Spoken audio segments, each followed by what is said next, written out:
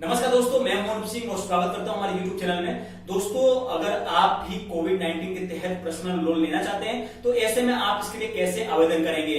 दोस्तों, इससे पहले मैंने ऑलरेडी वीडियो बनाया था स्टेट बैंक ऑफ इंडिया और बैंक ऑफ बड़ौदा, यानी कि अगर आपका खाता इन दोनों बैंकों के साथ में तो इसके माध्यम से आप 5 लाख रुपए तक का लोन कैसे ले सकते हैं, उसका वीडियो मैंने ऑलरेडी बना रखा है। उसका लिंक ऊपर आई ऑप्शन पे मिल जाएगा। दोस्तों, आज हम बात करने वाले हैं पंजाब नेशनल बैंक, यानी कि अगर आपका खाता पंजाब नेशनल बैंक के साथ में है तो फिर आप पंजाब नेशनल बैंक के माध्यम से जो ये नया लोन है कोविड-19 के तहत, इसके माध्यम से आप 3 लाख रुपए तक का लोन कैसे प्राप्त कर सकते हैं, इसके लिए क्या प्रोसेस फॉलो करना होगा, वो सारा कुछ मैं आपको इस वीडियो में स्टेप बाय स्टेप क्लियर करूंगा। इसके अलावा दोस्तों, अगर आप अदर बैंक से बिलोंग करते हैं, यानी कि अगर आपका आईसीआईसीआई बैंक है, बैंक ऑफ इंडिया है, अदर बैंक से अगर आप बिलोंग करते हैं और अगर आपको भी कोविड-19 के तहत लोन चाहिए तो आप कमेंट बॉक्स में कमेंट करके हमें जरूर बता दीजिएगा। हम उसके ऊपर भी स्पेशली वीडियो बनाकर आपको अपडेट दे देंगे। दोस्तों, जैसा कि हम बात कर रहे हैं पंजाब नेशनल बैंक के तहत आपको जो है 5 लाख रुपए तक लोन कैसे लेना है, तो सारा कुछ मैं आपको अपने लैपटॉप स्क्रीन पे दिखाऊंगा। तो चलते हैं लैपटॉप स्क्रीन पर, जानते हैं आज के अपडेट के बारे में।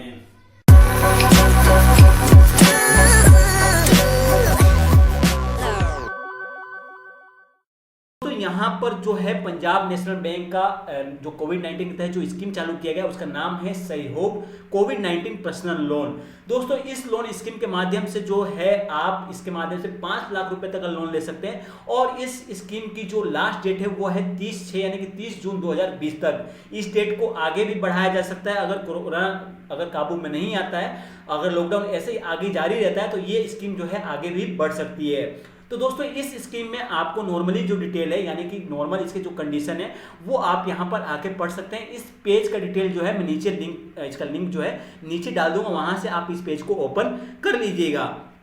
दोस्तों, नॉर्मली अगर आप यहाँ पे देखेंगे तो यहाँ पे किस लिए स्कीम स्टार्ट किया गया, तो आप देख सकते हैं कोविड-19 के लिए ये स्कीम जो है स्टार्ट किया गया। वैलिडिटी स्कीम कितनी है, तो 30/6/2020 से।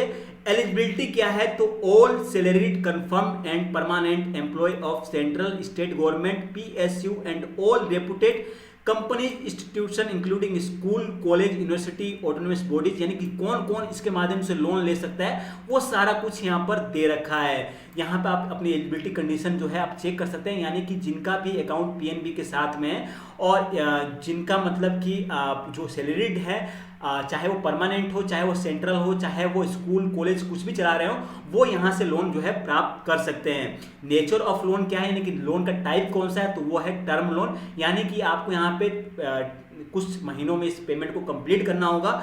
लोन अमाउंट जो है वो यहाँ पर मैक्सिमम जो दे रहा है वो 3 लाख रुपए दे रहा है। सॉरी, यहाँ पे 5 लाख मैंने आपको शुरू में बोला, 5 लाख सिर्फ और सिर्फ आपको अदर बैंक दे रही है। पंजाब नेशनल बैंक जो है आपको 3 लाख रुपए तक का लोन जो है वो प्रोवाइड कर रहा है। 10 लाख तक जो है यहाँ पर मैक्सिमम लोन आपको मिल सकता है इसके माध्यम से। यहाँ पर होम सैलरी यानी कि आपकी कितनी होनी चाहिए मिनिमम, तो अगर आप रूरल से बिलोंग करते हैं या फिर सेमी अर्बन से बिलोंग करते हैं तो आपकी महीने की जो इनकम है वो होनी चाहिए 10,000, और अगर आप मेट्रो से या फिर अर्बन से बिलोंग करते हैं तो आपकी सैलरी जो होनी चाहिए वो 15,000 होनी चाहिए। यानी कि अगर पीएनबी अकाउंट है और उसमें आपको महीने के 15,000 सैलरी अकाउंट अगर आप प्राप्त कर रहे हैं तो फिर आप 3 लाख रुपए तक लोन जो है पीएनबी के माध्यम से प्राप्त कर सकते हैं। यहाँ पे एज जो है दोस्तों आप देख सकते हैं 60 साल मैक्सिमम ईयर दिया हुआ है, उस उम्र तक आप जो है इसमें लोन जो है प्राप्त कर सकते हैं। लोन टेंचर जो है यानी कि लोन का मैक्सिमम महीना कितना रखा गया है वो है 36 मंथ, यानी कि 3 साल। 3 साल के अंदर अंदर आपको 3 लाख रुपए जो है आपको पे करना होगा। अगर आप लेते हैं तो आप इसे कम समय के लिए भी इसे ले सकते हैं, 1 साल के लिए, 2 साल के लिए भी आप यहाँ से ले सकते हैं। सिक्योरिटी और गारंटी के रूप में आपसे कुछ भी नहीं मांगा जा रहा है यहाँ पर, और रेट ऑफ इंटरेस्ट जो है वो RLLR के अलावा 2% एक्स्ट्रा आपसे लिया जाएगा, और प्रोसेसिंग और डॉक्यूमेंटेशन चार्ज जो है वो बिल्कुल 0 है। यहाँ पे आपको कुछ भी नहीं प्रोसेस करना है। इसके लिए अब आपको आवेदन कैसे करना है, यानी कि ये तो थे नॉर्मल इसके कंडीशन, नॉर्मल इसके जो भी तरीके होते हैं, जो आप कौन ले सकता है कौन ले सकता है वो सारा कुछ यहाँ पे दे रखा है। और इसके लिए आपको आवेदन कैसे करना है, तो इसके लिए यहाँ पे एक पेज दे रखा है लोन एप्लीकेशन फॉर्म। वो फॉर्म कुछ इस प्रकार से होगा कोविड-19 के लिए, सहयोग कोविड-19 स्कीम के लिए। ऐसा एप्लीकेशन फॉर्म आपको डाउनलोड करना होगा और डाउनलोड लिंक मैं आपको नीचे दे दूंगा, वहां से आप इसे डाउनलोड कर लीजिएगा और इसे जाकर अपने नजदीकी प्रिंटर की दुकान से जाकर इसे प्रिंट आउट करवा लीजिएगा। प्रिंट आउट करने के बाद में नॉर्मली सबसे पहले आपको अपना ब्रांच ऑफिस जो है आपको यहाँ पे एंटर करना होगा, फिर आपको एक फोटो यहाँ पे अटैच कर देना है और फिर आपको कुछ नॉर्मल डिटेल जो है आपको फिलअप करना होगा, जैसे कि आपको लोन कितने रुपए का चाहिए वो आपको यहाँ पे एंटर कर देना है। ठीक है, उसके बाद में आप जो है नीचे आएंगे तो नेम ऑफ एप्लीकेंट डालना है, फिर आपका CIF ID और account number. CIF ID number होता है आपके पासबुक के ऊपर लिखा होता है, अगर नहीं लिखा हुआ तो वो आप बैंक ब्रांच से प्राप्त कर सकते हैं। तो CIF ID नंबर और अकाउंट नंबर जो है आपको यहाँ पे मेंशन कर देना है। फिर आपको अपना फादर नेम और हस्बैंड नेम आपको डाल देना है। आईडी प्रूफ में जो है आपको क्या डालना है आप देख सकते हैं। आईडी प्रूफ में टाइप क्या है, जैसे कि आधार कार्ड है तो आधार कार्ड लिख देना है, नंबर फिर कोमा लगाकर उसका नंबर क्या है 12 अंकों का नंबर आपको डाल देना है। फिर एंड लिखकर, यानी कि यहाँ पे सब कुछ फॉर्मेट दे रखा है, एंड लिखकर डेट ऑफ एक्सपायरी, यानी कि वो कब एक्सपायर होने वाला वो आपको डेट डाल देना है। तो आधार कार्ड की कोई भी एक्सपायरी डेट नहीं है तो आपको ऐसे खाली छोड़ देना है। फिर आपका एड्रेस प्रूफ, यानी कि आप एड्रेस प्रूफ में क्या देने वाले, तो एड्रेस प्रूफ में आपको यहाँ पे एड्रेस का टाइप डाल देना है। अगर आप वोटर ID कार्ड दे रहे हैं, ड्राइविंग लाइसेंस दे रहे हैं, आधार कार्ड दे रहे हैं तो आपको उनका नाम लिख देना है। फिर कोमा लगाकर जो भी उसका नंबर है ID नंबर वो आपको ID नंबर डाल देना है, और फिर डेट ऑफ एक्सपायरी जो है आपको एंटर कर देना है। ये सब कुछ एंटर करने के बाद में आपको नीचे आना है। नीचे आपको अपना मोबाइल नंबर जो भी आपका दिया वो मोबाइल नंबर आपको एंटर कर देना है, और फिर आपको नीचे अपना एड्रेस जो है आपने PNB में दे रखा है वो एड्रेस आपको यहाँ पे फिलअप कर देना होगा। फिर आपको डेट ऑफ बर्थ और 9th नंबर पे आपको डालना होगा अपना ऑक्यूपेशन, यानी कि आप क्या करते हैं, आपका जॉब क्या है वो आपको यहाँ पे एंटर कर देना है। फिर मंथली आपका एनुअल इनकम कितना है वो आपको यहाँ पर फिलअप कर देना होगा। या जो भी आपका प्रूफ होगा सैलरी अकाउंट का, अगर स्टेटमेंट है तो कोई दिक्कत नहीं है, अगर स्टेटमेंट नहीं है तो फिर आपको कोई भी अपना एनुअली इनकम या मंथली इनकम का जो भी सैलरी स्लिप होता है वो आपको यहाँ पे एनक्लोज करना होगा, और उतना मंथली इनकम जो है आपको यहाँ पे शो करना होगा।